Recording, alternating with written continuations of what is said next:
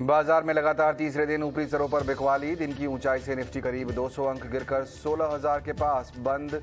Sensex 300 अंक फिसला, लेकिन bank Nifty हरे निशान में बंद। मार्च तिमाही में इंडिगो के बेहद कमजोर नतीजे। मुनाफे से घाटे में आई कंपनी। चौथी तिमाही में 1608 करोड़ रुपए का घाटा। कोल इंडिया का मुनाफा बढ़कर 6,500 करोड़ के पार।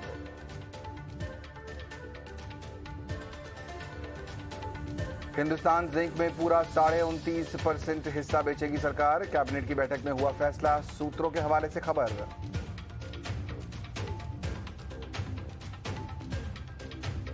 ब्रोकरेज के लगातार डाउनग्रेड से आईटी शेयरों में गिरावट जारी। करीब 11 महीने के निचले स्तर पर निफ्टी आईटी इंडेक्स। ग्रोथ और मार्जिन को लेकर चिंता से हाल में ही 6 ब्रोकरेजेस ने सेक्टर को किया डाउनग्रेड।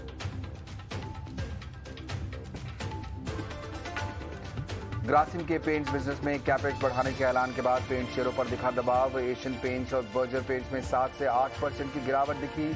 ग्रासिम ने कैपेक्स बढ़ाकर 10,000 करोड़ किया।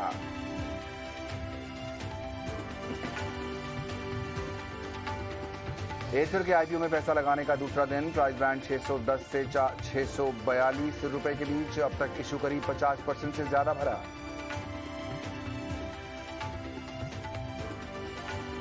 ऑटो एंसिलरी सेक्टर की 2 दिग्गज कंपनियों मिंडा इंडस्ट्रीज और एंड्योरेंस टेक के मैनेजमेंट ने कहा, बुरा वक्त खत्म हो चुका है, यहां से मार्जिन में सुधार होगा।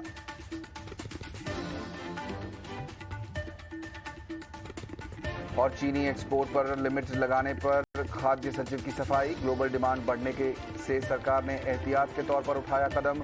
60 लाख टन के क्लोजिंग स्टॉक को सुनिश्चित करना चाहती है सरकार।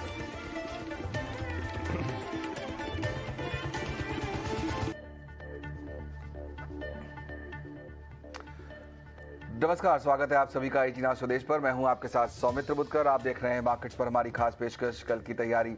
चलिए शुरुआत करेंगे और आपको बताएंगे क्या खास लेकर आए हैं आज शो में हम आपके लिए। पेंट शेयरों में काफ़ी ज़्यादा दबाव दिखा है। ग्रासिम ने यहाँ पर एक बड़ा ऐलान किया है पेंट स्पेस में। उसके बाद अब पेंट शेयरों में क्या करना चाहिए आपको जानेंगे अपने मेहमानों से हम। आईटी शेयरों में भी भारी बिकवाली दिखाई दे रही है। डाउनग्रेड पर डाउनग्रेड हुए जा रहे हैं। कैसे अप्रोच करना चाहिए इस सेक्टर को। और फोकस में रहेगा हिंडाल्को, जिसके नतीजे कल आने वाले हैं। क्या उम्मीद है बाजार की, आपको बताएंगे हम शो में आगे।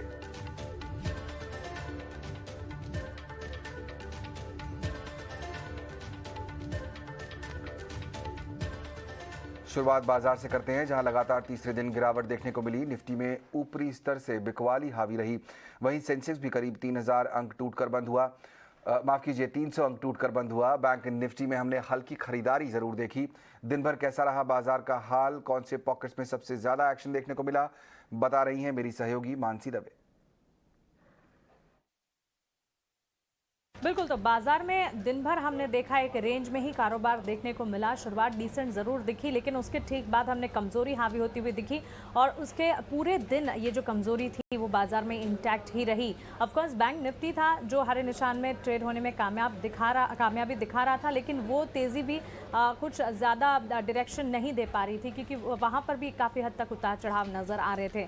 ऐसे में स्टॉक स्पेसिफिक मूव्स की अगर बात करें तो स्टॉक्स में एचडीएफसी बैंक जैसे शेयर्स रहे जो कि बाजार को कुछ हद तक सपोर्ट कर रहे थे। और आज ही का सत्र नहीं, कल के ट्रेडिंग सेशन से भी अगर आप देखेंगे तो बैंकिंग स्पेस है जो कि बाजार को लगातार संभालने का काम कर रही हैं। कोटक बैंक, आईसीआईसीआई बैंक जैसे स्टॉक्स भी इसी सूची में शामिल हैं, जहां पर बढ़त के साथ ट्रेड्स यहां पर नजर आ रहे थे। तो कुछ हद तक की स्पेसेस, ये स्टॉक्स हैं, बैंकिंग स्पेस है जो कि बाजार को अब भी तेजी देने का, सपोर्ट देने का काम जरूर कर रहा है। ऑफकोर्स ये सपोर्ट जो है इतने ज्यादा नहीं है, क्योंकि इसके सामने गिरावट जो है कई सेक्टर्स में, कई सारे स्टॉक्स में न्यूज बेस्ड इंपैक्ट के चलते इतनी बड़ी दिख रही है, ये बाजार की तेजी जो है वो इंटैक्ट बिल्कुल नहीं रह पा रही है। इसके अलावा ड्रैगर्स की अगर बात करें, TCS, Asian paints, Infosys, L&T, Adani ports जैसे स्टॉक्स इस सूची में थे, जहां पर लाल निशान के साथ गिरावट हावी रही।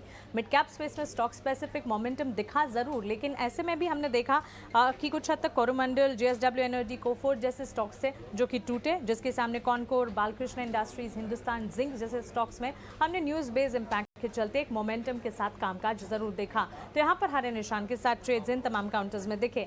फाइनेंशियल सर्विसेज और निजी बैंक क्षेत्र दो सेक्टर्स थे जहां पर हरे निशान के साथ ट्रेड्स आज के सत्र में नजर आए। आज का दिन ही कह सकते फाइनेंशियल सर्विसेज स्पेस का था, क्योंकि वही एक सेक्टर था जो कि ठीक ठाक परफॉर्म कर रहा था। इसके सामने तमाम सेक्टर्स जो भी हैं उसमें लाल निशान के साथ भारी बिकवाली का दबाव, जिसमें सबसे आगे आईटी, उसके ठीक पीछे मेटल, जो कि लगातार हम देख रहे हैं। आईटी के वैल्यूएशंस पर भी रिसर्च कर हमने आपको बताया कि किस तरह से सिचुएशन है जो है, काफ़ी सारे फैक्टर्स हैं, महंगाई है, एट्रिशन रेट्स हैं, जिसके चलते फंडामेंटल्स जो है आईटी के बिल्कुल कमज़ोर होते हुए दिख रहे हैं। ग्लोबल टच भी है और साथ ही डोमेस्टिक ट्रिगर्स भी हैं, जिसके चलते आईटी में गिरावट हावी होती हुई दिख रही है। मेटल स्पेस भी खबरों के दम पर, pharmaceutical index, FMCG, automobile space में भी लाल निशान के साथ ही हमने ट्रेड्स देखे। तो दिन भर बाजार में एक रेंज रही और कमजोरी की तरफ ही बाजार की क्लोजिंग भी आज के ट्रेडिंग सेशन में देखने को मिली। हालांकि एक इंपॉर्टेंट लेवल जो था उसको निफ्टी ने पकड़कर जरूर रखा।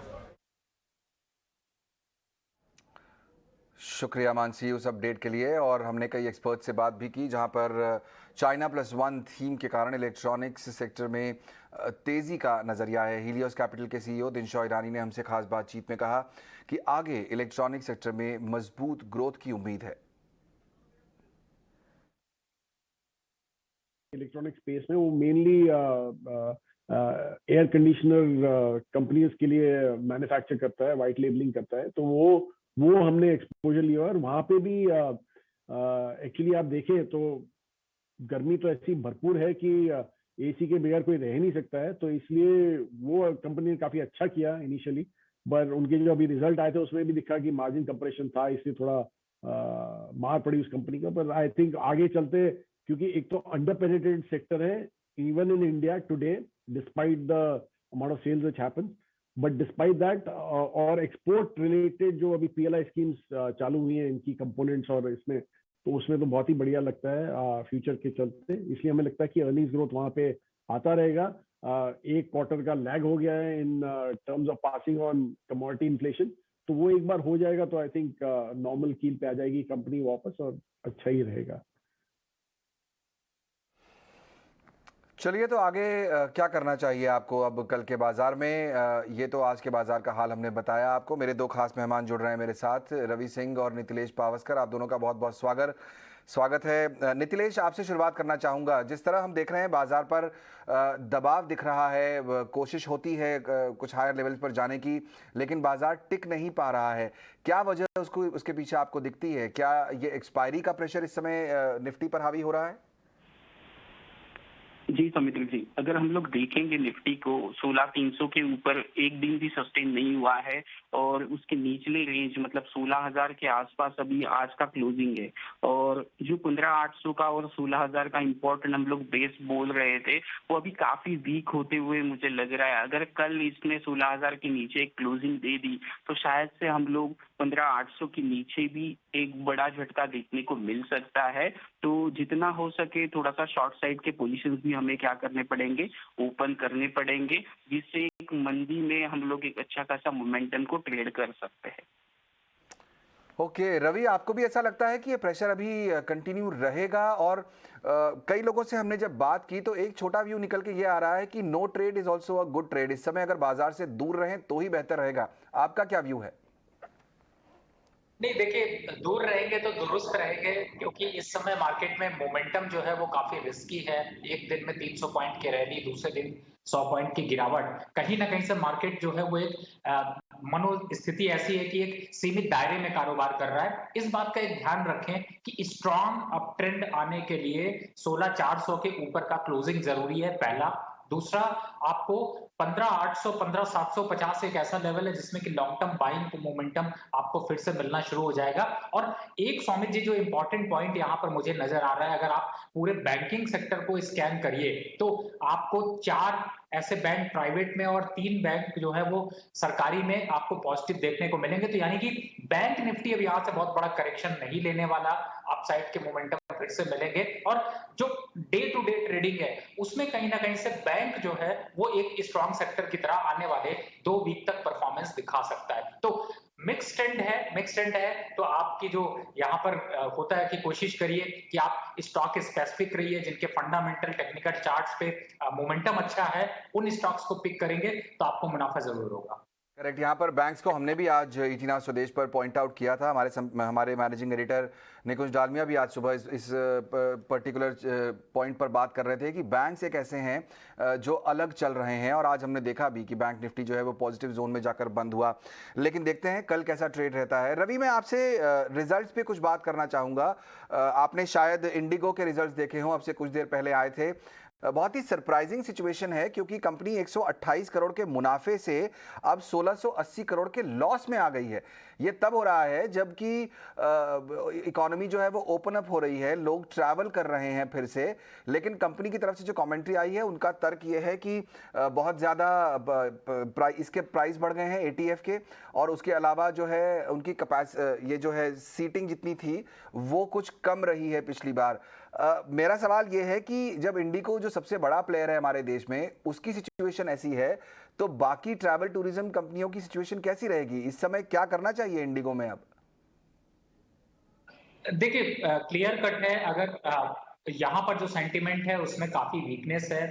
ट्रैवल की इंडस्ट्री देखें या होटल इंडस्ट्री देखें तो मुझे ऐसा लगता है कि ट्रैवल इंडस्ट्री के अब ऑप्शंस बहुत ज्यादा हैं। ऑप्शन बहुत ज्यादा होने का मतलब है कंपटीशन बड़ा है, फ्यूल की प्राइसेस की वोलेटिलिटी बहुत ज्यादा है, रॉ मटेरियल कॉस्ट का इंपैक्ट है। तो उसका जो अब एक्चुअली में ओवरऑल अगर सिनेरियो देखते हैं तो वो शायद यहाँ पर एविएशन इंडस्ट्री के लिए बहुत पॉजिटिव नहीं है। और लॉन्ग टर्म पे भी एविएशन इंडस्ट्री से बहुत ज्यादा रेवेन्यू की उम्मीद नहीं की जाती है क्योंकि cost day to day cost काफी इंक्रीज हो गई है। तो अब लेकिन जो आप होटल इंडस्ट्री में जाते हैं तो वहां पर आपको ज्यादा अग्रेसिव रिटर्न्स आपको मिल सकते हैं। तो मुझे ऐसा लगता है कि एविएशन इंडस्ट्री से अभी थोड़ा सा दूरी बनाकर रखनी चाहिए। इंपॉर्टेंट ये है कि अगर आपने इंडिगो में अपनी पोजीशन बनाई है तो बेटर होगा कि आप 1600 या 1550 का क्लोजिंग स्टॉप लॉस रख के रखें। अगर इसके नीचे मार्केट जाता है, इसका स्टॉक जाता है, तो आपको डाउनफॉल और देखने को मिलेगा। और जो कि यहाँ पर नंबर्स खराब आए हैं, डाउन ट्रेंड ऑलरेडी पूरे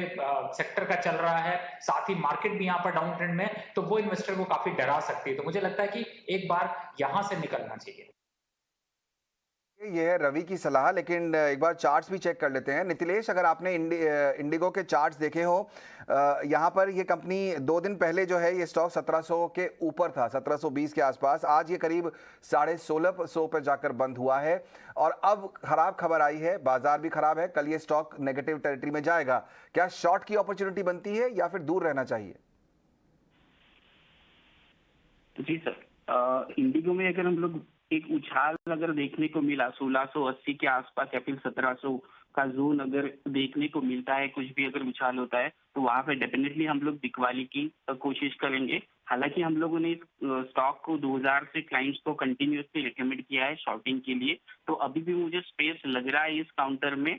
ये काउंटर डेफिनेटली नीचे जाने की कोशिश कर रहा है, 1550 से लेके 1500 ये लेवल्स हो सकते हैं, लेकिन थोड़ा सा ऊपर में अगर मिलता है 1680 से लेके 1700 तो ये बेस्ट रेंज होगा उसको बेचने के लिए। ओके, 1680 से 1700 के बीच अगर मिले तब बेचने की कॉल आप ले सकते हैं। स्टॉक हमने देखा आज भी काफ़ी हद तक दबाव में था, और जब नतीजे आज पेश हुए हैं तो वो तो आई एम श्योर कि कल बाजार को पसंद नहीं आएंगे। रवि, कोल इंडिया के नतीजों पर नज़र अगर आपकी पड़ी हो, यहाँ पर जो आय है कंपनी की ऑपरेशन से जो आय है वो 32,000 करोड़ हो गई है, 26,000 से बढ़कर। मुनाफा जो है वो भी 6,700 करोड़ पे पहुंच गया है, 4,500 से बढ़कर। एबिटा हम देख रहे हैं 9,000 करोड़ से ऊपर हो गया है, करीब 6,500 करोड़ से। तो नतीजे on the face of it better ही दिखाई दे रहे हैं। कल कैसे अप्रोच करना चाहिए कोल इंडिया को? अब बिल्कुल सौमित जी, उसका इम्पैक्ट है। और कोल इंडस्ट्री में अगर देखा जाए तो इस समय इन्वेस्टमेंट के पॉइंट ऑफ व्यू से भी काफी अट्रैक्शन है। अच्छा खासा स्टॉक में गिरावट देखने को मिली है, लेकिन जो रिजल्ट यहाँ पर निकल के आए हैं, चाहे बीटा ग्रोथ देखी जाए, पैट ग्रोथ देखी जाए, जो नंबर्स हैं वो भी काफी अट्रैक्टिव है। तो मुझे ऐसा लगता है कि अगर शॉर्ट टर्म में थोड़ी बहुत गिरावट आती है, 175 170 अगर मिलता भी है तो आपको एकुमुलेट करना चाहिए। लॉन्ग टर्म के हिसाब से अगर पोजीशन बना रहे तो 220 का टारगेट रखना चाहिए। इंपॉर्टेंट फैक्टर बिल्कुल आपने सही कहा कि कल क्या रखनी चाहिए, बिल्कुल क्लियर कट है। ओपनिंग के समय ही स्ट्रैटेजी आपको डिसाइड करनी है और बाइंग मोमेंटम में स्ट्रैटेजी रखिए, क्योंकि इस समय पावर और खास तौर से कोल, ये ऐसे सेक्टर है जिनमें कि नेगेटिव ट्रेंड खेलना काफी रिस्की हो सकता है ट्रेडर के पॉइंट ऑफ व्यू से, और इन्वेस्टर को अपनी पोजीशन तो यहाँ पर बनाकर रखनी चाहिए। 220 का टारगेट आने वाले 6 से 8 महीने में। इंट्राडे के हिसाब से कल शायद जो हमने आज 0.5% 1% का नेगेटिव ट्रेंड देखा है, वो कल 1.5% का पॉजिटिव ट्रेंड देखने को मिल सकता है। करेक्ट। तो यहाँ पर पावर और जैसा बता रहे हैं कोल एनर्जी वाले जो स्टॉक्स हैं उनको थोड़ा संभल कर ही ट्रेड करेंगे तो बेहतर रहेगा। लेकिन एक स्पेस और जो काफ़ी ज़्यादा फोकस में थी वो थी पेंट सेक्टर की। आज जहाँ सारे स्टॉक्स में हमने दबाव देखा क्योंकि ग्रासिम अपने पेंट कारोबार को बढ़ाने के लिए निवेश बढ़ाने वाली है। कंपनी की कैपेक्स को लेकर क्या योजना है, ये पूरी डिटेल के साथ मेरी सहयोगी विनी मोतीवाला जुड़ रही है मेरे साथ। विनी, बताइए क्या प्लान है ग्रासिम का? तो कंपनी ने डिसाइड किया हुआ है कि उनका जो निवेश है, केपेक्स प्लान है पेंट बिजनेस में, जो रीसेंट एंट्री है कंपनी की, हाल ही में उन्होंने एंट्री की है 2021 जैन में उन्होंने डिसाइड किया था, तभी उनका निवेश का जो प्लान था वो था अराउंड 5000 करोड़ का। अब उन्होंने वो प्लान डबल कर दिया है, 2 गुना बढ़ा दिया है और 10,000 करोड़ की इन्वेस्टमेंट निवेश की प्लान की बात कर रहे हैं वो पेंट बिजनेस में ना। वो मेनली यहाँ पे ये जो निवेश करेंगे वो है FY25 तक की इन्वेस्टमेंट और निवेश की बात कर रहे हैं पेंट बिजनेस में।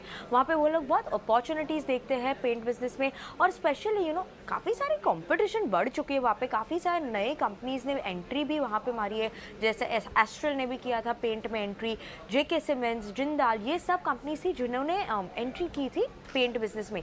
तो कंपटीशन तो बढ़ती रही है और एशियन पेंट्स तो मार्केट लीडर है स्पेशली डेकोरेटिव बिजनेस में, जहाँ पे ग्रासिम मेन फोकस करने वाले हैं। मेन उनका जो एक्सपेंशन प्लान है वो है डेकोरेटिव बिजनेस में। इसीलिए आज जो उन्होंने अग्रेसिव प्लान दिया हुआ है, बहुत बड़ा निवेश का प्लान है उनका, डबल किया हुआ है, वो इसकी वजह से देखें तो जो एशियन पेंट्स है, बर्जर पेंट है, वहाँ पे वो डेकोरेटिव बिजनेस में काफ़ी ज़्यादा फोकस है उन कंपनियों का, तो उसकी वजह से थोड़ा प्रेशर तो बढ़ता है दूसरी कंपनियों पे भी।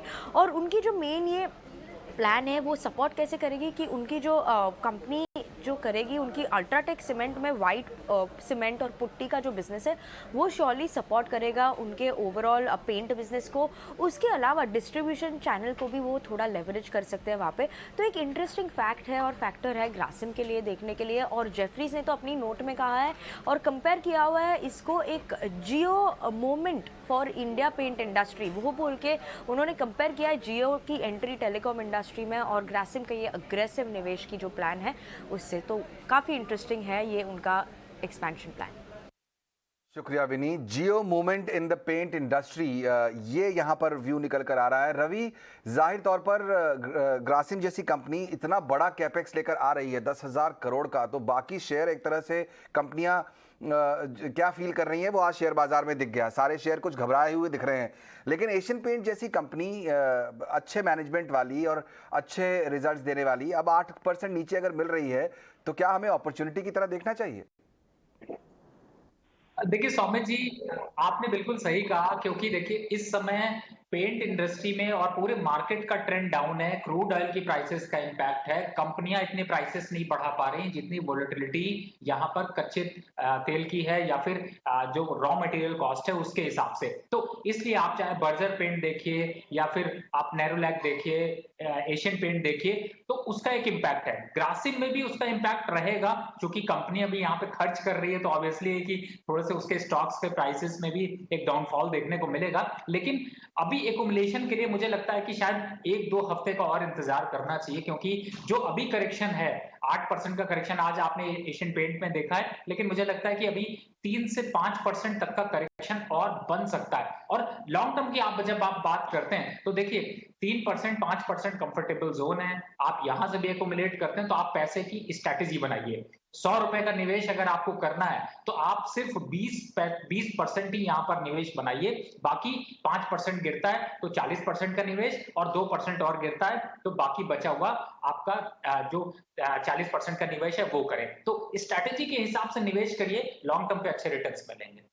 टर्म के लिए तो यहाँ पर पेंट स्टॉक अच्छे दिख ही रहे हैं। स्टैगर्ड वे में धीरे धीरे पैसे डालिए तो बेटर अपॉर्चुनिटी होगी। लेकिन अगर मुझे तो कल के लिए लालच है नीतिलेश, कल मुझे अगर एशियन पेंट्स, बर्जर पेंट्स या कोई भी Kansai Nerolac for that matter जो आज 3-3, 5-5% से लेकर 8% तक गिरे हैं, उनमें कोई ट्रेड लेना हो तो कुछ बनता है आपको लगता है चार्ट्स के लिहाज से, या अभी दूर रहना चाहिए? सर, अगर कल ही मॉर्निंग में आपके शो पे मैंने एक सेल का रिकमेंड किया था 31,800 के 31,80 के आसपास एशियन पेंट के लिए। उसका जो टारगेट था 3,000 का था और अभी भी वो डाउन ट्रेंड में कंटिन्यू हो सकता है। तो शॉर्ट्स का ही मौका देखेंगे। अगर ऊपर में कुछ इसमें बाउंस बैक मिलता है 2930 या फिर 2940 के आसपास, अगर ये काउंटर फिर से जाता है तो हम लोग इसमें सेलिंग का ही ट्रेंड फिर से आइडेंटिफाई करने की कोशिश करेंगे। ओके, तो अभी एशियन पेंट्स में यानी सेलिंग का ही ट्रेंड दिखाई दे रहा है। जो गिरावट आपने देखी है 8% तक की, उसमें इस ट्रैप में नहीं फंसना है कि यहाँ अपॉर्चुनिटी बन रही है कि नहीं। फिलहाल इन स्टॉक्स में कुछ और दबाव ही देखने को मिलेगा। लेकिन एक और स्पेस जहां पर अच्छा खासा दबाव देखने को मिल रहा है वो है आईटी। इन शेयरों में हमने देखा लगातार गिरावट दिख रही है। ग्रोथ और मार्जिन की चिंता के कारण ब्रोकरेज लगातार सेक्टर को डाउनग्रेड कर रहे हैं। किन ब्रोकरेज सेक्टर को ने डाउनग्रेड किया है और कितना, और क्या चिंताएं जताई हैं, मेरे सहयोगी शरद जुड़ रहे हैं ये सारी डिटेल्स आपके लिए लेकर। शरद, बताइए। फोकस आईटी सेक्टर में रहेगा और मल्टीपल ब्रोकरिंग हाउसेज में जो है डाउनग्रेड्स देखने को मिल रही है और नोमुरा एक्सपेक्ट करे लगभग 16 से लेकर 38% तक का जो उनके जो टारगेट प्राइस है उन्होंने कट कर दिए हैं। ये आपके लार्ज कैप आईटी स्टॉक्स ले लीजिए या मिड कैप आईटी स्टॉक्स ले लीजिए। इसके अलावा जो है स्लो डाउन आगे चलते हुए का अनुमान है और जो रेवेन्यू है वित्त साल 2024 के लिए उसको भी जो है एक टाइप से डाउनग्रेड किया गया है revenue wise. Growth slow down जो है आगे जो है समय से पहले हो सकती है और ब्रोकरेज ने वार्न किया कि जो ईपीएस है 2023 और 2024 का उसका लगभग 0 से लेकर 5% तक का जो है डाउन टिक देखने मिल सकता है। और महंगाई के कारण जो है क्लाइंट बजट्स में इम्पैक्ट पड़ने वाला है और जो वेज इन्फ्लेशन है उसके कारण पिछले 3 या 4 क्वार्टर से ऑलरेडी मार्जिन में दबाव देखने को मिला है। तो ये एक नेगेटिव पॉइंटर जो है ब्रोकरेजेस कह रहे हैं। इसके अलावा जो है एट्रिशन, उसके कारण सप्लाई साइड प्रेशर भी जो है जारी रहने वाली है अगले 3 से 4 क्वार्टर के लिए। और आगे जाते हुए अर्निंग्स डाउनग्रेड और जो मल्टीपल्स होती है पी मल्टीपल्स वैल्यूएशंस, उनकी कॉन्ट्रैक्शन का जो है एक्सपेक्टेशंस है, क्योंकि जो वैल्यूएशंस है आईटी सेक्टर के वो अभी भी 10 साल के एवरेज के ऊपर हैं। बिल्कुल, तो ये फंडामेंटल रीजंस सारे शरद ने जो बताए हैं आपको। यहाँ पर सबसे बड़ा प्रॉब्लम ये है कि आईटी स्पेस पर भरोसा धीरे धीरे कम हो रहा है। लेकिन बात फिर वही कि यहाँ पर कई बड़ी कंपनियाँ हैं, टीसीएस, एचसीएल टेक, माइंडट्री जैसी, जहाँ पर मैनेजमेंट काफ़ी अच्छा है। तो नितिलेश, मैं आपसे ये पूछना चाहूँगा कि ये जो गिरावट हम आईटी स्पेस में देख रहे हैं पिछले कुछ समय में, क्या आपने यहाँ कोई आइडेंटिफाई किया है ट्रेड? जी सर, हम लोग थोड़ा सा वेट एंड वॉच करेंगे आईटी सेक्टर को, क्योंकि अगर हम लोग देखेंगे जो पहला सेक्टर होगा जो बाउंस बैक करेगा मेरे हिसाब से होगा बैंकिंग और आईटी में होगा। तो लेकिन अभी के लिए कुछ नो ट्रेड जोन जैसा सिनारियो मुझे लग रहा है। इसमें थोड़ा सा वेट एंड वॉच करेंगे, भले 5% ऊपर लेंगे लेकिन थोड़ा सा कंफर्मेशन होने के बाद हम लोग यहाँ पे एंट्री करेंगे। तो थोड़ा अभी अवॉइड करने की राय होगी। ओके, फिलहाल आईटी को अवॉइड करें। ये इस पूरे स्पेस में हम अच्छी खासी गिरावट देख रहे हैं और जो आईटी इंडेक्स है वो 11 महीने के लोज पर पहुंच गया है। आपको बता दें काफ़ी दबाव देखने को मिल रहा है। चलिए आपको फटाफट बता देते हैं कि कल हिंडाल्को के नतीजे आने वाले हैं, क्या उम्मीद करनी चाहिए उनसे। अशेषा हमारे साथ जुड़ रही हैं। अशेषा, बताइए। इस क्वार्टर में हिंडाल्को से अच्छे नतीजे एक्सपेक्टेड है और इसका कारण यह है कि aluminium prices through out the quarter elevated levels पे थे। नंबर्स की बात करें तो रेवेन्यू अराउंड 19,500 करोड़ के आसपास आ सकता है, जो 35% का ग्रोथ होगा YOY बेसिस पर और अराउंड 6 to 7% का ग्रोथ होगा सिक्वेंशियल बेसिस पर। रेवेन्यूज़ में हम इस क्वार्टर इंप्रूवमेंट देख सकते हैं बिकॉज रियलाइजेशंस हायर साइड पे थे। प्रॉफिट आफ्टर टैक्स की बात करें तो अराउंड 1,800 करोड़ रुपीज़ के पास प्रॉफिट आफ्टर टैक्स आ सकता है, जो मार्जिनल 3% का इंक्रीज होगा सिक्वेंशियल बेसिस पर। और इस क्वार्टर में एबिटा मार्जिन्स में भी हम एक्सपेंशन एक्सपेक्ट कर सकते हैं। कॉस्ट प्रेशर्स होने के बावजूद रियलाइजेशन एक अच्छे ट्रेंड पर थे एल्यूमिनियम प्राइसेस अच्छे होने के कारण, और इसी के चलते दोनों एबिटा और एबिटा मार्जिन्स में हम एक्सपेंशन देख सकते हैं सिक्वेंशियली और YOY बेसिस पर। एल्यूमिनियम प्राइसेस की बात करें तो ऑन एन एवरेज क्वार्टर 4 में एल्यूमिनियम प्राइसेस में हमने 55% का जंप देखा YOY बेसिस पर और 18% का जंप देखा सिक्वेंशियल बेसिस पर, जिसके चलते इस क्वार्टर में अच्छे नतीजे एक्सपेक्टेड है। नोवेलिस की बात करें तो नोवेलिस ने जो हिंडाल्को की होली ओन सब्सिडरी है उसके नतीजे ऑलरेडी डिक्लेयर हो चुके हैं और उसमें भी हमने अच्छा खासा इंप्रूवमेंट देखा। नंबर्स ब्रॉडली इन लाइन थे लेकिन एल्यूमिनियम प्राइसेस के चलते उसमें भी हमने अच्छा जंप देखा।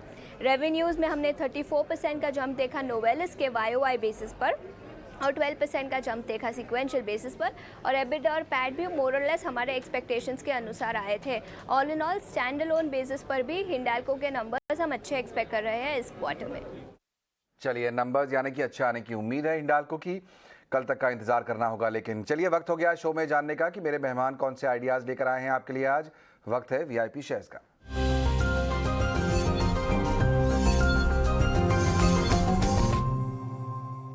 दोनों ही मेहमानों के लिए 1-1 मिनट का समय दे सकता हूं मैं। रवि, सबसे पहले आपसे शुरुआत करेंगे। बताइए कौन से आइडियाज आज आप शेयर करने वाले हैं? देखिए, मेरी ट्रेड जो है वो कल के लिए भी होती है और लॉन्ग टर्म के लिए, तो ऐसे स्टॉक चूज करके लाते हैं। आज मैंने बात करी है बैंकिंग सेक्टर और पावर सेक्टर की। तो पहला स्टॉक जो है वो है बैंकिंग सेक्टर से कोटक महिंद्रा बैंक।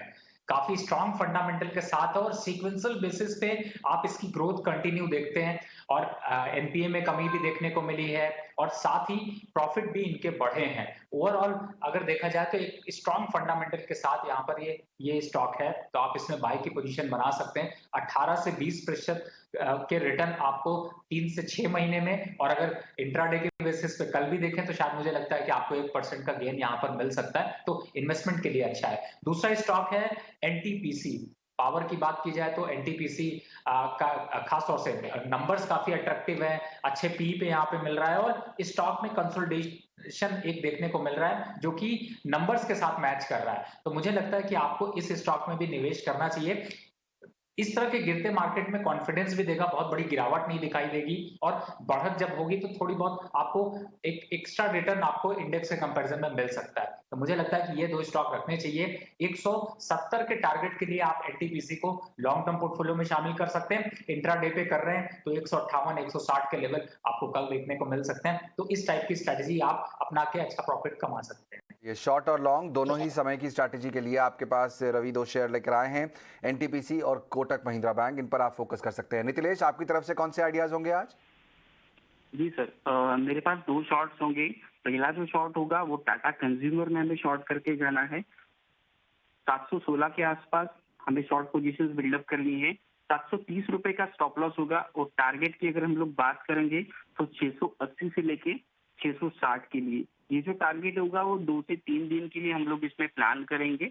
और सेकंड जो ट्रेड होगा वो मेरा होगा आईसीआईसीआई बैंक का। अभी भी बहुत सारे लोग आईसीआईसीआई बैंक में लॉन्ग की कोशिश कर रहे हैं, लेकिन आईसीआईसीआई बैंक का जो स्ट्रक्चर मैं देख रहा हूँ उसमें वीकनेस मुझे लग रही है। तो 713 से लेके 715 इस रेंज में हमें आईसीआईसीआई बैंक को बेचना है। 725 रुपए का एक स्ट्रिक्टली स्टॉप लॉस मेंटेन करना है। 690 से लेके 680 ये टारगेट के लिए हम लोग इसमें बिकवाली कर सकते हैं। यहाँ पर जहाँ बैंक स्पेस चल रहे हैं, नितिलेश को लगता है कि आईसीआईसीआई एक ऐसा स्टॉक है जो अभी दबाव में रह सकता है, इसलिए आप इसमें सेल करके चल सकते हैं। दूसरा जो सेल आइडिया दिया है उन्होंने आज वो है टाटा कंज्यूमर। बहुत बहुत शुक्रिया नितिलेश और रवि आज समय निकालकर शो में शामिल होने के लिए। चलिए आगे बढ़ें और आपको बता दें कि पिछले कुछ वर्षों में भारतीयों ने शेयर बाजार की अपनी समझ काफ़ी अच्छी बना ली है। कई अनुभवी निवेशक अब सफल स्टॉक पिकर भी बन चुके हैं। ईटी नाउ स्वदेश आपको यानी हमारे दर्शकों को अपने स्टॉक चुनने के कौशल को प्रदर्शित करने और ये साबित करने का मौका देने जा रहा है कि वास्तव में आप शेयर बाजार की नब्ज पर कड़ी पकड़ रखते हैं और आप हैं एक सटीक निवेशक। बीएसई इन्वेस्टर प्रोटेक्शन फंड और ईटी नाउ स्वदेश प्रस्तुत करते हैं सेंसेक्स का सुपरस्टार, एक अनोखी प्रतियोगिता जहां आपको अपना खुद का सेंसेक्स बनाकर बेहतरीन रिटर्न्स जनरेट करने होंगे। अधिक जानकारी के लिए 56161 पर SKS SMS करें या www.sensexkasuperstar.com पर लॉग ऑन करें और पाइए 5 लाख रुपए तक जीतने का मौका।